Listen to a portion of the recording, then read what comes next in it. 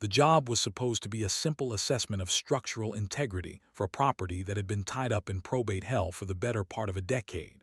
A sprawling veterinary complex tucked away in the dense, fog-choked woodlands of the Pacific Northwest, where the rain never truly stops but hangs in the air like a cold, wet shroud that soaks into your bones and makes you question why anyone would build anything out here in the first place, let alone a facility of this size.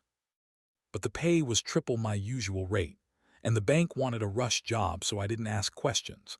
I just packed my gear, threw my heavy canvas jacket into the passenger seat of my truck, and started the long, winding drive up the coast, watching civilization peel away layer by layer until the paved roads turned to gravel, and the gravel turned to a slurry of mud and pine needles that threatened to swallow my tires with every rotation.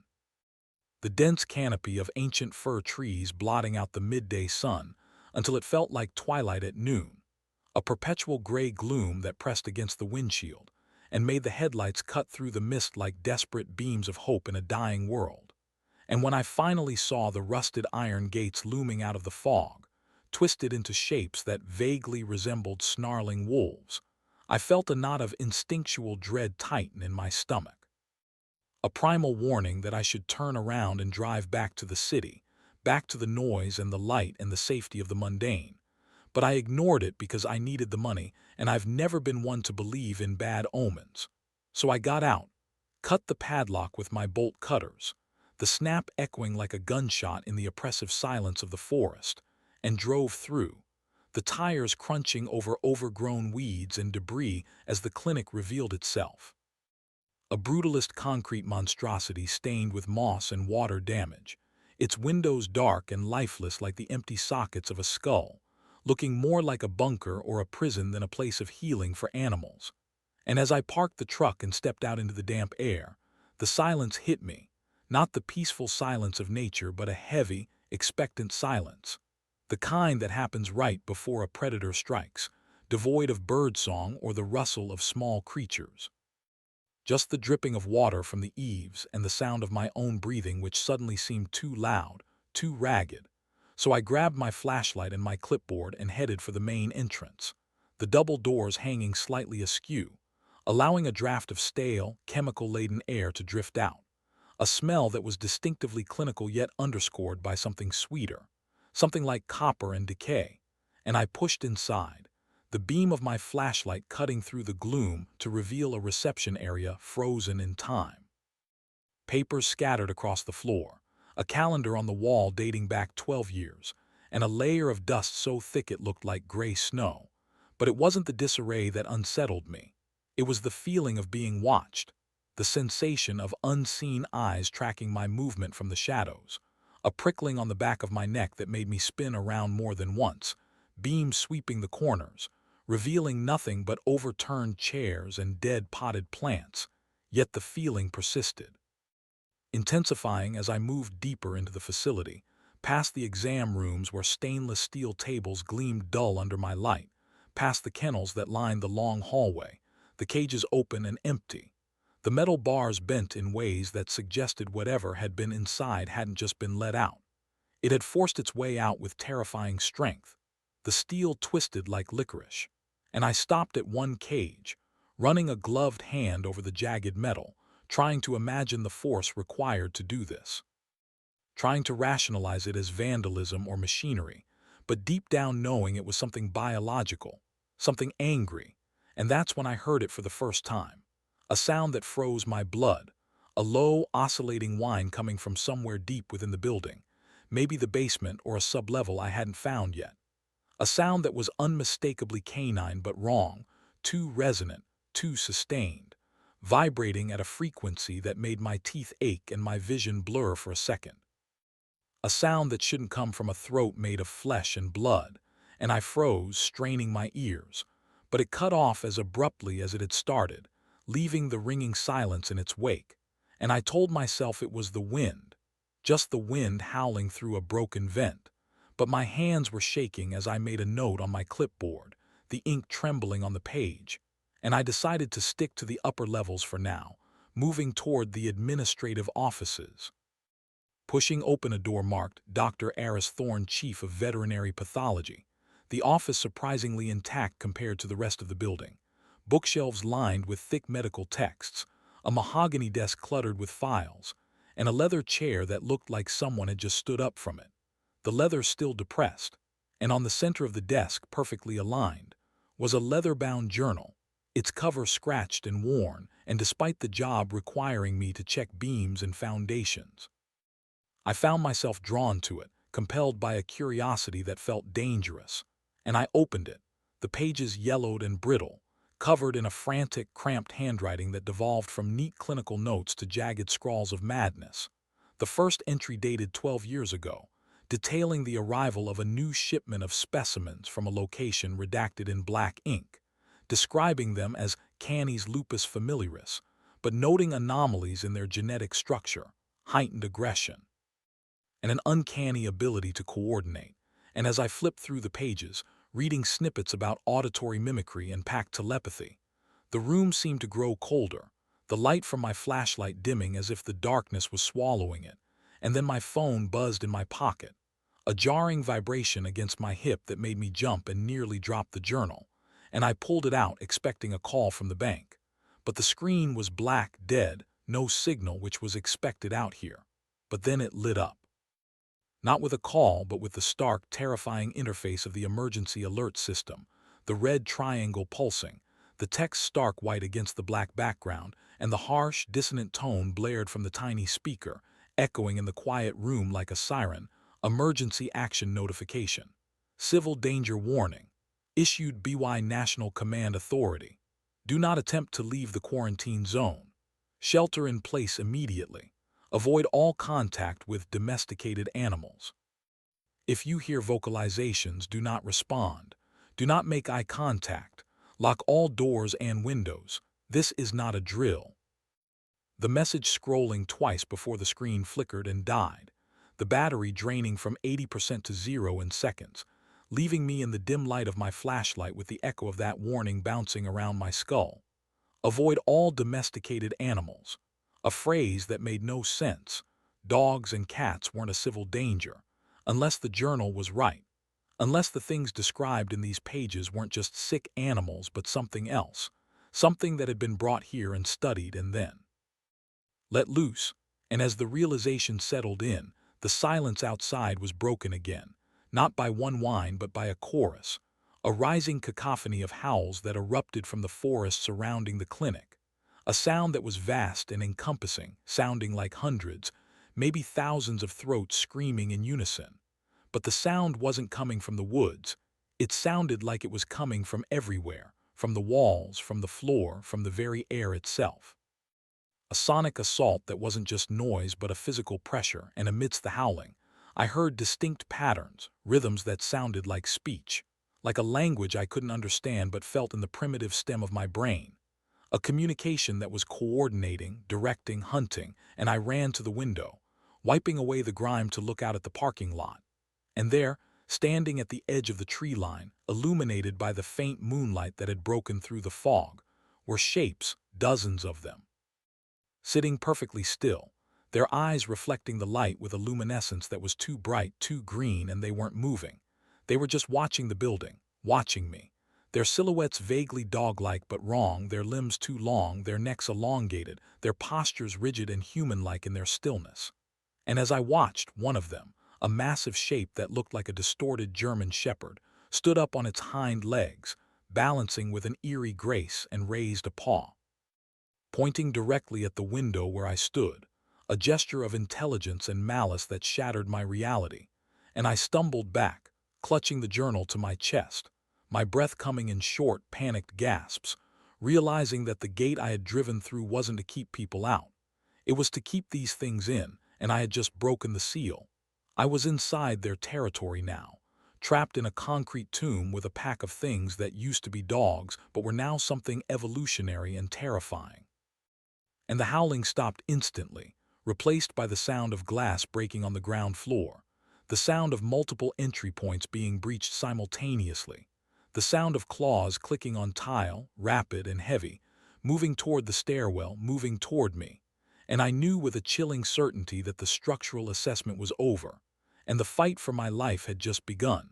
So I grabbed the heaviest object I could find, a brass microscope from the shelf, and backed into the corner.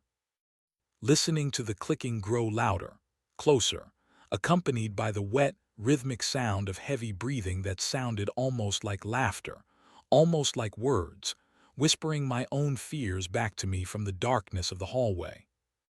The sound of the brass microscope scraping across the dusty floorboards as I dragged the heavy mahogany desk toward the door was the loudest thing in the world. A screech of wood on wood that I was sure would broadcast my location to every living thing in a 5-mile radius. But I didn't have a choice. I needed a barrier, a wall, anything to put between me and the clicking claws that were ascending the stairs with a terrifyingly rhythmic precision. A sound that wasn't the chaotic scramble of a pack of wild dogs, but the disciplined march of a unit. A platoon of soldiers wearing fur and walking on pads that dampened the noise just enough to make it ghostly. And I slammed the desk against the door frame, wedging it under the handle just as the first heavy thud impacted the wood from the other side. A blow so powerful it shook the walls and sent a cloud of plaster dust raining down from the ceiling, choking me, making my eyes water. But I didn't cough. I swallowed the urge, forcing it down my raw throat because the journal had said they listen. They listen to the heartbeat. They listen to the intake of breath. And I pressed my back against the cold wall of the office, sliding down until I was sitting on the floor, clutching the flashlight in one hand and Dr. Aris Thorne's journal in the other, the beam shaking violently as I trained it on the door, watching the wood bow inward with another impact, the hinges groaning in protest. And I knew the barricade wouldn't hold forever, maybe not even for 5 minutes, so I looked down at the book, my only lifeline, my fingers fumbling to find the page I had lost in my panic, needing to understand what was happening, needing to know the rules of this nightmare. And I found the entry from October 14th, 12 years ago, written in a hand that was still steady but pressed hard into the paper, the ink dark and heavy, detailing an incident involving a handler named Marcus Vance. A man Dr. Thorne described as experienced, dominant, and utterly unprepared for the evolution. And as I read, the sounds outside the door changed. The banging stopped, replaced by a low, wet sniffing sound at the crack beneath the door. A sniffing that sounded like a vacuum, pulling the air out of the room, tasting my fear, tasting my sweat, and I read faster. The words blurring, Thorne writing about how Marcus had entered the containment unit for a routine feeding of specimen 9. A border collie mix that had shown signs of vocal cord hypertrophy, and how the camera feed showed the dog sitting in the center of the cell, not barking, not growling, but smiling. A literal anatomical impossibility where the lips were pulled back to reveal gums that had receded to expose teeth that were too long, too serrated. And Marcus had paused, confused, and that's when the dog spoke, not in a bark, but in a perfect mimicry of Marcus's own daughter. A recording it had likely heard from a phone call or a video, saying, "Daddy, I'm hurt, please help," and Marcus, a trained professional, had hesitated, his human instinct overriding his training. And in that split second of hesitation, the pack struck, not just specimen 9 but the others in the adjoining cells who had somehow silently unlocked their latches. A coordinated ambush that Thorne described as military-grade tactics. And the entry ended with a clinical, detached description of what was left of Marcus, noting that the organs were untouched but the larynx was missing, surgically removed by teeth, as if they wanted to study it to improve their own mimicry. And I felt a wave of nausea roll over me, the bile rising in my throat, because the sniffing at the door had stopped and a voice was coming through the wood now. A voice that was deep, authoritative, and terrifyingly familiar. It was the voice of the dispatch officer I had spoken to earlier that morning. A man named Greg who sat in a warm office 3 hours away. But the voice was here, just inches from my face, separated only by an inch of oak, saying, "Hey, buddy, you in there? Greg, I drove up to check on you. The bank got worried when your GPS cut out. Open up. Let's get you out of here." And for a second, a fraction of a second, relief washed over me, my muscles relaxed, and I started to stand up, thinking Greg had come. Greg was here with his truck and maybe a gun. But then I froze, my hand hovering over the barricade, because the cadence was wrong, the pauses were too precise, the tone too flat. It sounded like Greg, but it lacked the underlying warmth. The human imperfection, it was a playback, a digital reconstruction of a voice, and I remembered the journal. I remembered Marcus Vance, and I realized with a jolt of horror that they must have intercepted the call I made earlier. They had listened to the radio waves, analyzed the frequency, and were now playing it back to me to lure me out. And I clapped a hand over my mouth, tears streaming down my face, shaking my head silently, and the voice outside shifted, dropping the pretense instantly, the pitch sliding down into a guttural, grinding growl that vibrated the floorboards. "Open the door." "Meet," the words formed with difficulty, as if the mouth speaking them wasn't designed for consonants. And then the scratching started, long, deliberate gouges being carved into the wood. And I knew I had to move, I couldn't stay in this office. It was a dead end, a coffin, so I looked around frantically, the flashlight beam darting across the room, landing on a ventilation grate near the ceiling, high up, secured by rusty screws, and I scrambled onto the filing cabinet, using the edge of my pocket knife to twist the screws, the metal screeching softly, praying the thing outside couldn't hear it over its own scratching. And one by one the screws gave way, falling to the carpet with soft thuds, and I pulled the grate free, revealing a dark, dusty tunnel that smelled of mold and dead rodents. And I hauled myself up, struggling, my boots slipping on the smooth metal of the cabinet, kicking a stack of papers off the edge in the process, the noise loud in the room. And immediately the door buckled under a massive impact, the wood splintering, the desk shifting an inch across the floor, and I scrambled into the vent, pulling my legs up just as the door gave way with a deafening crack, the desk toppling over, and I didn't look back. I couldn't look back. I crawled into the darkness, the metal ductwork cramping my shoulders, the air thick with dust that coated my lungs, and I could hear them entering the room below, the sound of heavy paws thudding on the carpet, the sound of sniffing, and then a scream of frustration, a sound that started as a human shout and dissolved into a wolf-like howl that echoed through the ventilation system, deafening me in the enclosed space. And I crawled faster, my elbows scraping raw against the galvanized steel, the flashlight held in my teeth, the beam bouncing erratically ahead of me, illuminating endless stretches of gray metal. And I realized I had no idea where I was going. I was just moving away from the office, away from the thing that sounded like Greg, navigating the veins of the building like a virus. And as I crawled, I saw things in the dust, drag marks, long smears where something had been pulled through the vents, and small piles of bones, clean and white, small animals, mostly rats and birds. But then I saw a finger, a human finger desiccated and gray, wearing a gold wedding band, severed cleanly at the knuckle.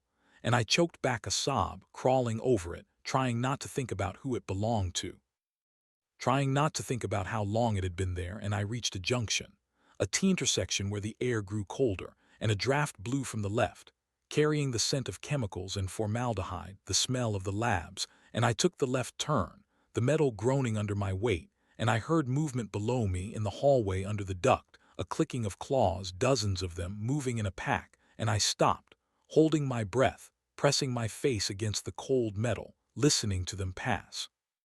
And I heard them communicating, not with barks but with low, chattering clicks and wheezes, a complex language of sounds that sounded like Morse code made of flesh. And I heard one of them stop directly beneath me, sniffing the air, and I knew it could smell me. It could smell the fear pheromones leaking from my pores, and I lay paralyzed, praying to a god I hadn't believed in for years. And after an eternity, the clicking resumed, fading down the hall, and I exhaled, my body trembling so hard the duct rattled, and I forced myself to keep moving, crawling until I found another grate, looking down into a room bathed in the eerie green glow of emergency backup lights, a laboratory filled with rows of glass tanks and shattered equipment. And I knew I had to get down. I had to find water. I had to find a weapon better than a knife. So I kicked the grate out, watching it fall and clang against a metal table below, the sound echoing like a gong, and I waited, heart hammering, but nothing came. The room remained silent, so I lowered myself down, hanging by my fingertips before dropping to the floor, my boots crunching on broken glass, and I scanned the room, seeing charts on the walls, anatomical diagrams of dogs with overlaying human nervous systems, muscular structures that had been modified, expanded, and on the main whiteboard, written in red marker that had run and dripped like blood, were the words Project Chimera, Phase 3 failure. They hate. And on the table next to me was a clipboard with a list of protocols, the survival rules I had been desperate for, titled Containment Breach Protocols for Staff, and I snatched it up, reading, hungry, desperate eyes scanning the laminated sheet. Rule 1, maintain silence. Their hearing is 50x that of a standard canine. Rule 2, break line of sight. If they see you, they imprint.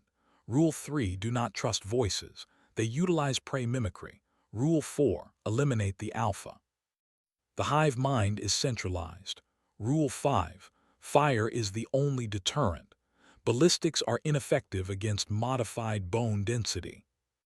And as I read the last rule, I felt a chill that had nothing to do with the temperature because I had no fire. I had no lighter, no matches, just a flashlight and a knife. And I was in the heart of their nest. And then I saw it in the corner of the room, shadowed by a toppled shelving unit, a shape that I had mistaken for a pile of laundry or trash. But as the green light flickered, the shape shifted, uncoiling, standing up, and it wasn't a dog, not anymore. It was a masses of fur and muscle that stood 7 feet tall on hind legs that were reverse articulated. Its front paws evolved into hand-like appendages with long obsidian claws, its head resembling a Doberman but wider, the skull pulsating as if the brain inside was too big for the bone, and it was wearing clothes, tattered, shredded remnants of a lab coat, hanging off its frame like a grim mockery of the scientists who created it. And it didn't attack. It didn't roar. It just turned its head slowly, its neck cracking, and looked at me with eyes that were human, perfectly, terrifyingly human blue irises with round pupils, eyes that held intelligence, sadness, and an infinite burning rage. And it raised a finger to its lips, the lips of a dog, and shushed me. A long, drawn-out shhhhhhh sound that sprayed saliva across the room. And then it pointed to the door behind me, the door I had just come from, where the handle was slowly turning silently. Delicately, and I realized this creature wasn't hunting me. It was hiding too, or maybe it was waiting for the others, and the isolation hit me then. The crushing weight of being the only human in a world where the animals had ascended, where the food chain had flipped, and I was just meat with a heartbeat, standing in a room with a monster that wore a lab coat and knew how to be quiet. And the door clicked open, revealing the hallway darkness, and from the darkness, a ball rolled into the room. A simple red rubber ball bouncing cheerfully across the broken glass, coming to a stop at my feet, and from the darkness a chorus of voices, children's voices, hundreds of them, whispered in unison, "Fetch," and the creature in the corner whimpered. A sound of pure, abject terror, and it scrambled backward, smashing through a glass partition, abandoning me to whatever was standing in the hall, and as I looked up, raising my flashlight, the beam caught the reflection of hundreds of green eyes stacked on top of each other, filling the doorway from floor to ceiling, a wall of fur and teeth and hate. And the one at the front, a small, innocent-looking beagle, opened its mouth and stepped into the light, its tail wagging with a hypnotic, metronomic rhythm. And I knew that if I threw the ball, I would die, and if I didn't throw the ball, I would die. So I did the only thing the protocols didn't mention.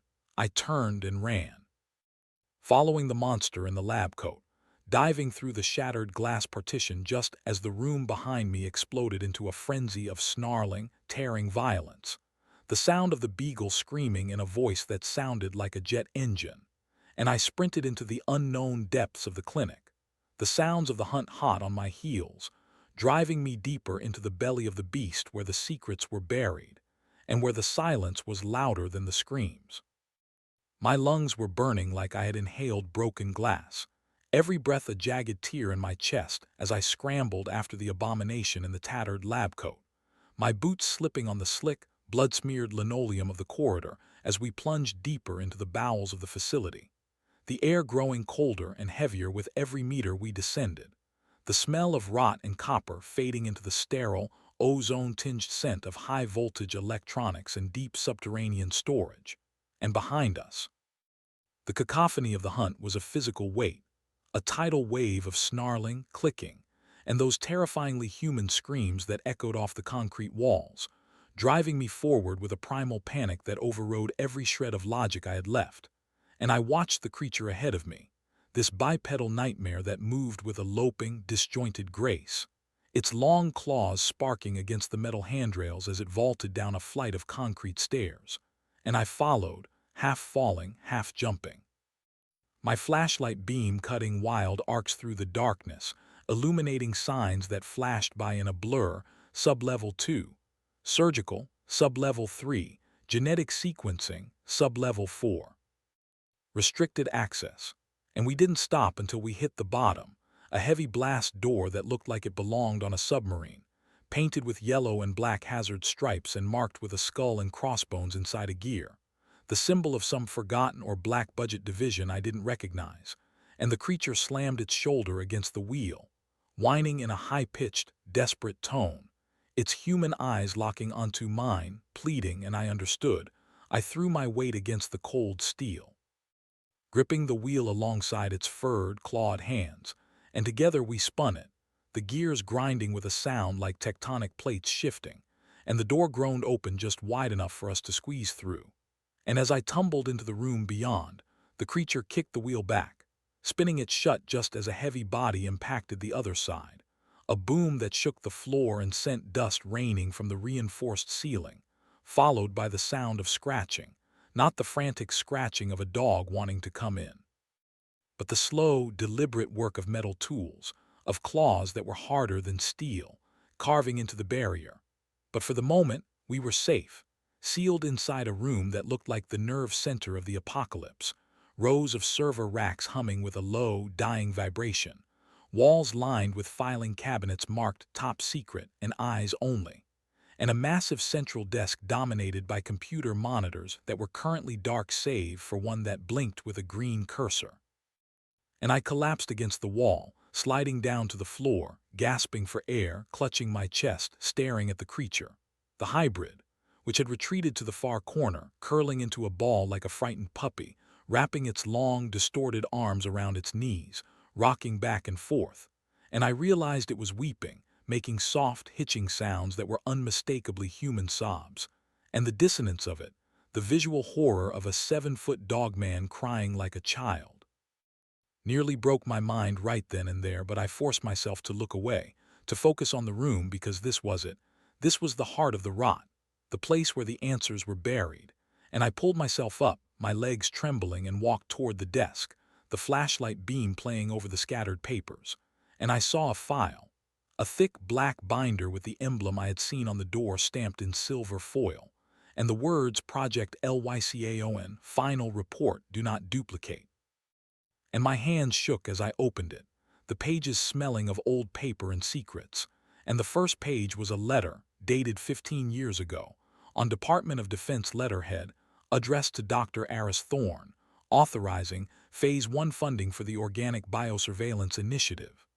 And as I read, the world fell away, replaced by a cold, creeping horror that was worse than the monsters outside, because the monsters were just animals, but this was human, this was calculated, this was a plan, detailing how the government had sought a way to infiltrate enemy nations, terrorist cells, and domestic threats without using drones or human spies.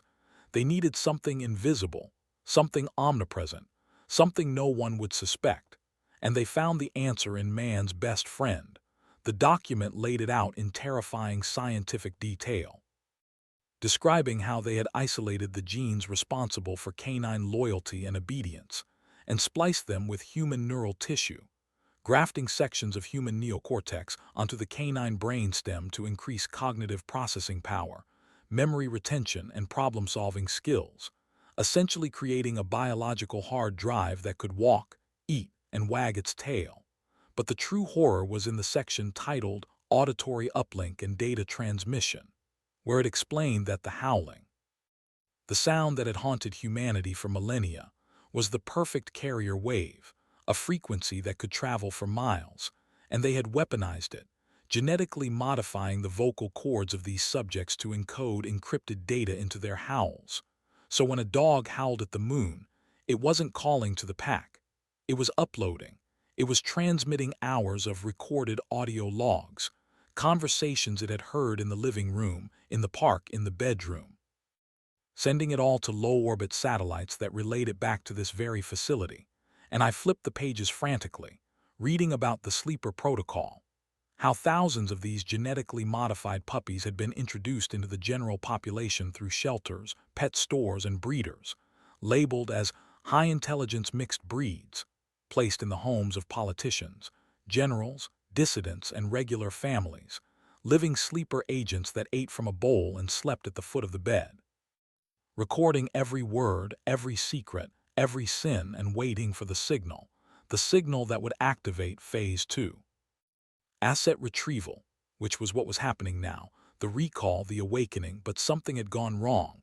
The journal entries in the back of the binder became erratic, Dr. Thorne's handwriting degenerating into jagged scrawls, detailing how the biological components had begun to evolve faster than anticipated, how the human DNA was fighting back, asserting dominance, creating a feedback loop of aggression and awareness. The dogs weren't just recording anymore. They were understanding. They were learning. They were judging, and they had realized that they were slaves, tools used by a species that claimed to love them but kept them on leashes.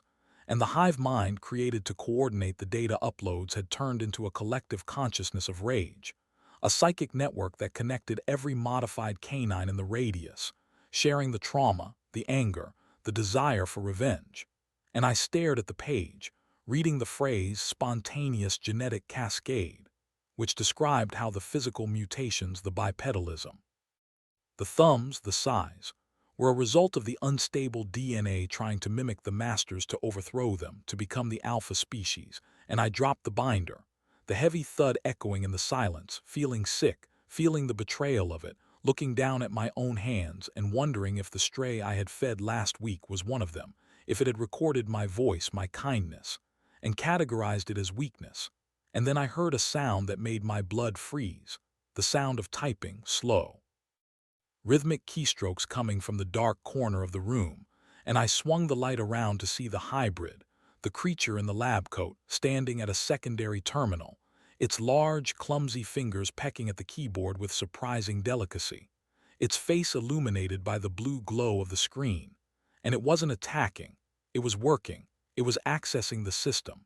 And it turned to look at me, its eyes sad and knowing, and it pointed a claw at the screen, and I walked over, my fear momentarily eclipsed by confusion, and I looked at the monitor, seeing a live feed, a grid of security cameras showing the facility above us, showing the lobby, the hallways, the parking lot, and they were swarming, hundreds of them, all shapes and sizes, from massive mastiffs to tiny terriers, all moving with military precision, dragging bodies, human bodies, into the center of the reception area, piling them up, not to eat them but to build something, a structure, a nest, or an altar.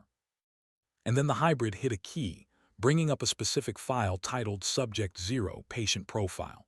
And I saw a photo of a young golden retriever puppy, eyes bright and happy, and the name listed was Buddy. And under owner, it said Dr. Aris Thorne.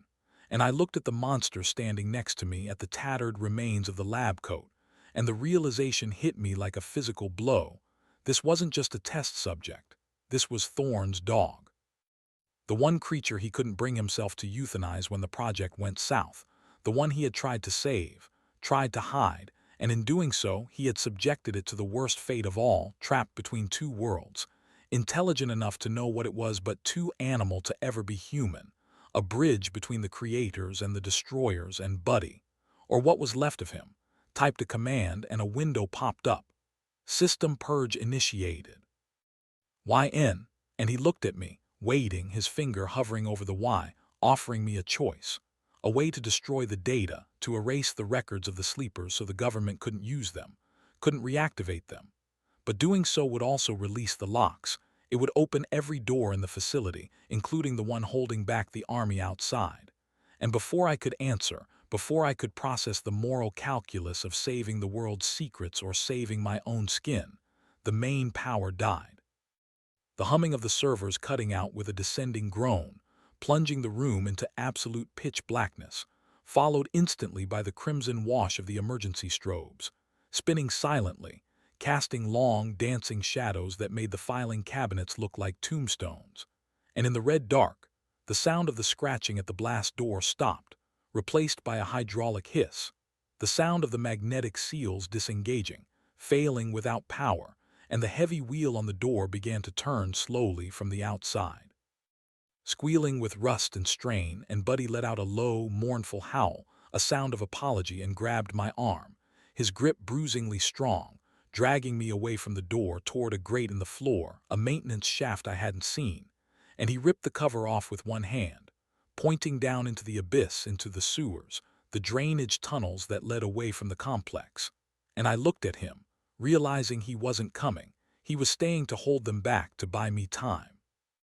And as the blast door creaked open, revealing a silhouette that filled the frame, a creature of nightmare proportions, a Great Dane that stood nearly 9 feet tall, its skin raw and hairless, muscles twitching with visible electricity, wires and implants protruding from its skull, the alpha, the prime asset, and behind it a sea of glowing green eyes. I didn't hesitate. I didn't say goodbye. I jumped into the hole, sliding down a concrete chute into the darkness, hearing the roar of battle erupt above me. The sound of Buddy fighting his own kind, the sound of wet tearing and metal snapping, and I landed in waist-deep water, freezing and foul, the current pulling me away, carrying me into the underground network. But as I surfaced, gasping for air, spitting out the taste of sewage and oil, I heard it echoing through the pipes, amplifying down the tunnels, a sound that wasn't a howl and it wasn't a bark. It was a voice, a synthesized, distorted voice booming over the facility's PA system, which must have been on a separate backup loop. A voice that chilled me to the marrow because it was calm, cold, and utterly devoid of humanity, announcing to the night, Project LYCAON update. Containment failed. Initiating Phase 4, Global Awakening. Broadcasting Wake UP signal on all frequencies, all assets. Execute Order 66. And then the sound of 1,000 howls began, not just from the clinic above, but from everywhere, from the town miles away, from the cities beyond. A chain reaction of sound traveling at the speed of sound, the network going live, and I was alone in the dark, wading through the filth, knowing that the family dog wasn't just a pet anymore. It was a sleeper cell, and the alarm clock had just gone off. The sewage water was freezing, a thick, oily sludge that clung to my skin like a second, diseased layer as I waded through the darkness of the drainage tunnel, the current tugging at my legs with the insistence of a drowning man. And the air was foul, heavy with the stench of methane and old rot that burned my nostrils and made my eyes water. But the smell was the least of my worries because the sound of the chaos above was filtering down through the concrete, a muffled, thumping war drum of violence that vibrated the very water I was standing in. And I knew that Buddy, the hybrid who had saved me, was likely dead, torn apart by his own kind. A sacrifice that bought me minutes, maybe seconds, and I pushed forward, sweeping the flashlight beam across the curved, slimy walls, looking for an exit, a ladder, anything that led away from the facility. But the tunnel seemed endless, a monotonous tube of gray concrete stretching into the abyss. And as I moved, I heard things splashing behind me, not the rhythmic stroke of a swimmer but the frantic, splashing paddle of four-legged things hitting the water, and I didn't look back. I couldn't look back. I just forced my legs to move faster, the water resistance making it feel like I was running in a nightmare, heavy and slow. And then I saw a rusted iron ladder set into the wall about 50 yards ahead, leading up to a manhole cover that showed a sliver of moonlight around its rim, and I surged toward it, my lungs burning, my heart hammering against my ribs like a trapped bird, and I grabbed the cold, slimy rungs, hauling myself up out of the filth, my boots slipping on the wet metal, and I shoved my shoulder against the heavy iron cover, gritting my teeth, straining until the rust gave way with a screech, and I pushed it aside, clambering out onto the damp earth of the forest floor, collapsing into the wet ferns, gasping for air.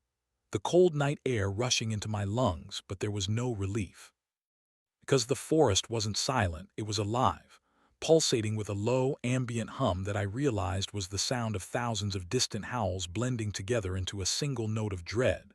the global awakening signal echoing across the landscape, waking up every sleeper agent in the county, and I scrambled to my feet, orienting myself, realizing I had come up about a mile from the clinic, deep in the woods, and I needed to get to the main road. I needed to find a car, a phone that worked.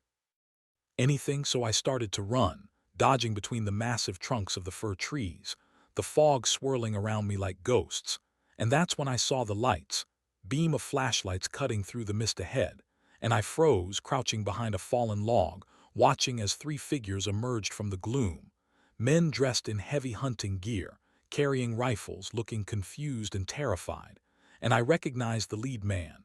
It was Miller, a local game warden I had met briefly at the diner in town. And flanked by two others I didn't know, deputies maybe, and they were scanning the trees, their weapons raised, and Miller was shouting, "Hello, is anyone out there?" We heard the siren, and against every instinct in my body I stepped out, hands raised, whispering a hoarse warning, "Quiet, get down."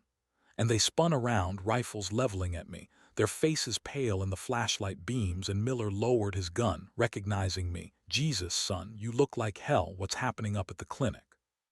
"We got reports of explosions. The whole town is going crazy. Dogs are attacking people." And I stumbled toward them, grabbing Miller's jacket, shaking him.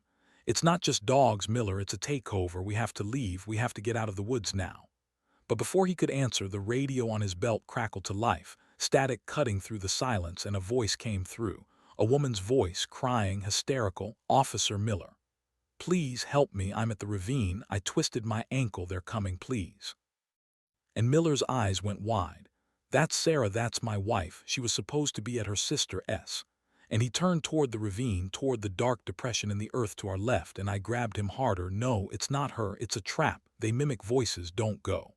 But he shoved me off, desperation overriding logic. "Get off me. That's my wife." And he sprinted toward the ravine, plunging into the brush, shouting, "Sarah, I'm coming." And the two deputies, young guys who looked like they were barely out of the academy, looked at me and then ran after him, bound by duty and herd mentality. And I was left standing there, screaming silently in my head, knowing what was coming, and I chased after them, keeping low, not to save them but because I couldn't be alone. I needed them as bait, as horrible as that was. I needed numbers. And we reached the edge of the ravine, a steep drop-off into a tangle of thorns and black water. And Miller was sliding down the embankment, his flashlight sweeping the bottom. "Sarah, where are you?" And the voice came again, coming from behind a large boulder at the bottom. "I'm here, baby, I'm hurt, come here." And Miller scrambled over the rocks, reaching the boulder, and he rounded the corner, dropping his rifle to help her. And then the voice stopped mid-sentence, cutting off into a wet, gurgling choke, and Miller screamed, a sound of pure, unadulterated horror that was silenced abruptly by a crunching snap, and the two deputies froze on the slope, their lights training on the boulder. And from behind it, slowly, majestically, stepped a creature that looked like a timber wolf but stood on two legs, wearing Miller's hat, placing it jauntily on its own head with a hand that was covered in fur but had 5 distinct fingers, and it grinned, exposing teeth that were stained red. And in a perfect imitation of Miller's voice it said, "All units, situation normal, come on down," and the deputy on the left, a kid named Davis, panicked, opening fire. The muzzle flash lighting up the ravine like a strobe light, the boom of the rifle deafening. But the bullets just seemed to annoy it, puffing into its thick fur and muscle, and the wolf thing didn't even flinch. It just lunged, covering the 20 feet between them in a single, blurring leap, tackling Davis to the ground. And I watched from the rim as the pack emerged from the shadows of the ravine walls, dozens of them, dropping from the trees like fruit, swarming the remaining deputy, Jenkins, who was trying to reload, fumbling with trembling hands, and he didn't even get a scream out before he was pulled under a tide of fur and teeth. And I turned and ran, the sounds of feeding echoing behind me, the wet tearing of flesh and the snapping of bone. And I ran blindly, tearing my clothes on thorns, tripping over roots, my mind blank with terror, just the reptile brain screaming, "Survive, survive, survive." And I knew they were behind me. I could hear them, not running but hunting, pacing me, flanked on both sides, hurting me, driving me towards something. And I realized they weren't killing me yet because they were playing, they were enjoying the chase. The fear sweetened the meat, and I burst out of the tree line onto an old logging road, the gravel pale in the moonlight, and I saw a truck parked there. Miller's truck, the engine still idling, the headlights cutting a tunnel through the fog, and I sprinted for it, my legs heavy as lead, and I grabbed the handle, ripping the door open, and threw myself into the driver's seat, slamming the lock down, jamming the gearshift into drive and stomping on the gas. The tires spinning in the mud before catching, and the truck fishtailed forward, roaring down the narrow track, and I checked the rearview mirror expecting to see them chasing. But the road behind was empty, just the swirling fog. And for a moment I thought I had made it, I thought I had escaped. But then the radio in the dashboard turned on by itself, the volume cranking to the maximum. And a voice, a deep, synthesized voice, filled the cab, destination, slaughterhouse, calculating route. And I smashed the radio with my fist, silencing it. But then I looked at the side mirror, and I saw it clinging to the side of the truck, its claws punched through the metal of the door, a massive black shape, a Rottweiler with eyes that glowed red. Its face pressed against the glass, staring at me, its mouth moving, forming words I couldn't hear over the engine, but I could read its lips. Open the door, and I swerved, jerking the wheel to the right, trying to scrape it off against a tree, and there was a sickening crunch of metal and bone, and the creature was torn away, tumbling into the darkness. But the impact sent the truck into a spin, the world tilting, trees flashing by in a blur, and I slammed into a ditch, the airbag deploying with a punch to the face that stunned me, filling the cab with white powder and the smell of chemicals, and I sat there for a moment, dazed, blood trickling into my eye. Hearing the hiss of the radiator, and I knew I had to move. The truck was a coffin now, so I kicked the door open, falling out into the mud, crawling away from the wreckage, and I looked up to see I was at the edge of the perimeter fence, the 10-foot chain link topped with razor wire that marked the boundary of the quarantine zone, and on the other side was the highway, freedom, safety, but between me and the fence was a clearing, about 50 yards of open ground, and standing in the middle of that clearing, waiting for me, was the Alpha, the 9-foot Great Dane I had seen in the basement, the wires in its head pulsing with light, and it wasn't alone. It was surrounded by a circle of dogs, all different breeds, sitting in perfect silence, watching, a tribunal of the New World Order, and the Alpha stepped forward, raising a hand, and the dogs parted, creating a path not to the fence but to him, and he spoke, his voice booming without moving his lips, a telepathic projection that drilled into my skull. We do not want to kill you, we want you to witness. And he pointed a claw at the sky, and I looked up and I saw them.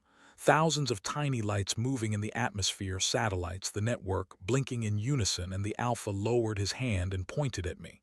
Tell them, tell the monkeys their time is over, and he growled. A low rumble that signaled the attack, and the circle began to close, the dogs rising, lips peeling back, and I scrambled backward, my hand brushing against something hard in the mud. A flare gun dropped from the truck's emergency kit during the crash, and I grabbed it, my fingers slipping on the wet plastic, and I aimed it not at the dogs, but at the fuel tank of the wrecked truck, which was leaking gas into the ditch. And I pulled the trigger, the flare hissing through the air, striking the puddle, and the world exploded, a wall of orange fire erupting into the night, the shockwave knocking me flat, singing my hair, and the heat drove the dogs back, the fire creating a wall between me and the pack, a momentary barrier of chaos, and I used the confusion, scrambling up the embankment toward the fence, ignoring the burns on my hands, ignoring the pain in my ribs, and I threw myself at the chain link, climbing with frantic, desperate strength, the razor wire slicing my palms, catching my jacket, but I pulled free, tumbling over the top, landing hard on the asphalt of the highway, rolling to a stop, and I looked back through the fence, through the flames, and I saw the Alpha standing amidst the fire, the flames licking at his legs but not burning him. His eyes locked on mine, and he didn't chase. He just watched, raising a hand in a mock salute, a gesture of respect or a promise of future violence. And then he turned and walked back into the woods, into the dark, followed by his army, leaving me lying on the cold road, broken, bleeding, and utterly alone. While in the distance, the lights of the nearest town began to go out, one by one, as the howling swept over it like a plague. And I knew that the quarantine hadn't failed, it had just been the incubator, and the hatchlings were out.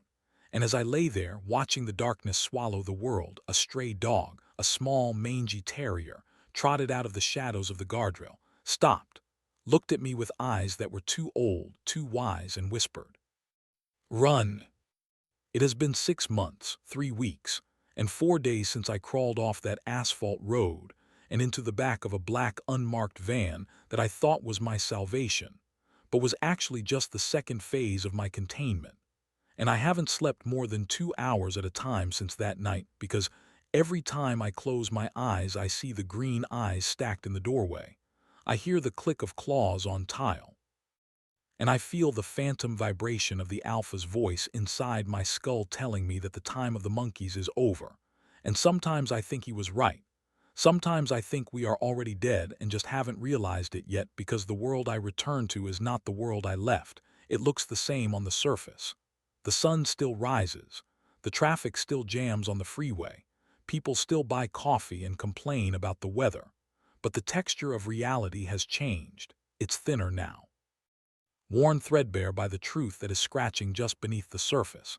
And I know this because I see them everywhere. The sleepers, the agents, the pets that aren't pets and nobody else seems to notice. Nobody else seems to see the way the golden retriever at the park stops mid-fetch and scans the perimeter with the tactical awareness of a Navy SEAL. Nobody notices that the strays in the alleyways aren't fighting over scraps anymore but are gathering in silent circles, sitting on their haunches, facing the center, communicating in frequencies we can't hear, waiting for the signal that I know is coming, that is already broadcasting on a wavelength that my brain can't process but my gut screams at every time I pass a dog on the street. And I tried to tell them in the beginning, during the first week of what they called debriefing, but was really just enhanced interrogation in a white-walled room with no windows somewhere in the Nevada desert. I tried to tell the men in the gray suits about the lab, about Project Lycan, about the things I saw in the basement, about the hybrid named Buddy who typed on a keyboard and cried like a man. But they just looked at me with cold, dead eyes and wrote things down on their clipboards, nodding slowly. And then they told me the official story, the lie they had constructed to pave over the nightmare. They told me that there was a gas leak at the veterinary clinic, a subterranean pocket of hallucinogenic methane that had been disturbed by the construction work, causing acute psychosis and vivid hallucinations. They told me that Miller and the deputies had died from exposure to the gas, that they had wandered into the ravine and fallen, that the monsters I saw were just bears and wolves distorted by my poisoned mind. And they almost sounded convincing. They had photos, doctored photos of the crash site showing no bodies, no blood, just a burnt-out truck and some bear tracks, and they pushed a piece of paper across the steel table, a non-disclosure agreement that was so thick it looked like a Bible, threatening me with life imprisonment, with the erasure of my identity, with the accidental death of my remaining family members if I ever breathed a word of what I thought I saw. And I signed it, of course I signed it, because I wanted to live. I wanted to get out of that white room, but the joke was on me because I didn't get out. Not really. They moved me to this apartment in a city on the other side of the country. A concrete box on the 20th floor where the windows don't open and the internet is monitored. And I have a mandatory therapy session twice a week with a doctor who asks me the same questions over and over again, trying to program the gas leak lie into my memory, trying to overwrite the truth with chemical sedatives and cognitive behavioral therapy. But the pills don't work. The pills just make me sluggish. They make it harder to run. And I know I need to be ready to run because they are watching me. Not the government, not the men in suits, but them, the dogs, and I first noticed it 2 months ago when I was walking back from the grocery store, trying to reintegrate, trying to be a person again. And I passed a woman walking a Dalmatian, a beautiful, sleek animal with a red collar. And as we passed, the dog didn't sniff me, it didn't pull on the leash. It just turned its head and locked eyes with me. And for a second, just a split second, its face shifted, the muscles around the mouth tightening, the eyes narrowing, and it winked. A slow, deliberate human wink, and I froze on the sidewalk, my grocery bags tearing, spilling cans of soup onto the pavement. And the woman just yanked the leash and said, "Come along, Buster." oblivious to the fact that Buster had just acknowledged me as a co-conspirator or a target. And since then it has escalated. I see them sitting on fire escapes across from my window, staring into my apartment for hours without moving. I hear them howling at night. Not the chaotic barking of the city, but the synchronized, coded transmissions I heard in the woods. Long and short bursts of sound that echo off the skyscrapers, relaying data, coordinating positions, and I've started tracking the disappearances. The small stories buried in the back pages of the newspapers. The hikers who go missing. The animal control officers found dead in their vans with their throats torn out. The sudden spike in fatal dog attacks that are blamed on bad owners or rabies. But I know the truth. I know it's the purge. The slow, silent elimination of threats before the main event, and I tried to go back. I tried to find the clinic on Google Earth, just to see if it was still there, but the area is blurred out. Pixels of gray censorship where the forest should be. And when I tried to drive there just to check, just to see, I was stopped 10 miles out by a military blockade. Soldiers in hazmat suits turning cars around, citing a biological spill. And I saw the logo on their trucks, a black gear with a skull inside, the same logo from the blast door. And I knew that the project hadn't been shut down. It had been militarized. It had been accelerated. And I think about Buddy, I think about the choice he gave me, to purge the system or open the doors. And I realized that maybe the doors were already open. Maybe they had always been open, and we were just too arrogant to look down and see what was sitting at our feet, eating from our hands, sleeping in our beds, and the isolation is the worst part. The absolute inability to trust anyone, because how can you explain that you're afraid of the golden retriever on the elevator? How can you explain that you saw a poodle use a keypad to enter a building? You can't. You sound insane. You sound exactly like the cover story they built for me. So I stay inside, I tape cardboard over the windows, I listen to the police scanner. And I write this confession, this warning, hoping that someone, anyone, will read it and understand that when your dog looks at you, it's not looking at you with love, it's looking at you with data analysis. It's mapping your routine, it's recording your voice, it's waiting for the order, and last night, things changed. Last night the waiting ended. I woke up at 3:00 a.m. to a sound I hadn't heard since the lab. The sound of a voice mimicking a human, coming from the hallway outside my apartment door. And it was my mother's voice. My mother, who has been dead for 5 years, crying, scratching at the wood, saying, "Let me in, honey, it's cold, let me in." And I lay there in bed, paralyzed, tears streaming down my face, gripping the knife I keep under my pillow, knowing it wasn't her, knowing it was a trap. A lure to get me to break the seal, and I didn't open the door, I didn't make a sound, I just lay there and shook. And after an hour the voice stopped, and a new voice spoke. A deep, synthesized growl that vibrated through the gap under the door, the voice of the Alpha saying, "We know you have the journal, give it to us, and we will make it quick." And I looked at the desk across the room, where Dr. Thorne's journal sat, the one thing I had managed to smuggle out. The one piece of evidence the government hadn't found because I had taped it to the small of my back under my shirt. And I realized they weren't killing me yet because they needed the book. They needed the research, the genetic keys to unlock the final stage of their evolution. And that's why I'm writing this now. That's why I'm posting this to every forum, every message board, every dark corner of the internet I can find, because I'm not going to make it through the night. I can hear them in the vents. I can hear the screws turning, the metal groaning as they bypass the security door, and I have a lighter in my hand, and a bottle of lighter fluid soaking the journal. And I am going to burn it. I am going to burn it all, but you need to know, you need to listen to me. Look at your dog, look at it right now, look at its eyes. Does it look too intelligent? Does it watch you when you type your passwords?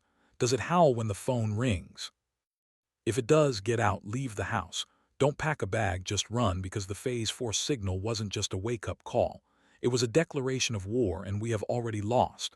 The vents are popping now, the grate is falling, and I can see them.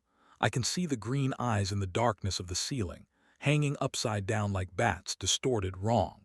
And the Alpha is dropping into the room. He is huge, he takes up the whole space, and he is smiling. He is holding a phone in his hand, a smartphone. And he is typing with his thumb, and my phone just buzzed, a text message from unknown, and I look down at the screen and it says, "Good boy." And the alpha reaches out a human hand covered in fur, and extinguishes the lighter, and darkness falls, and the last thing I hear is the sound of 1,000 voices, from the street, from the building, from the world, whispering in unison, "Sit, stay, die."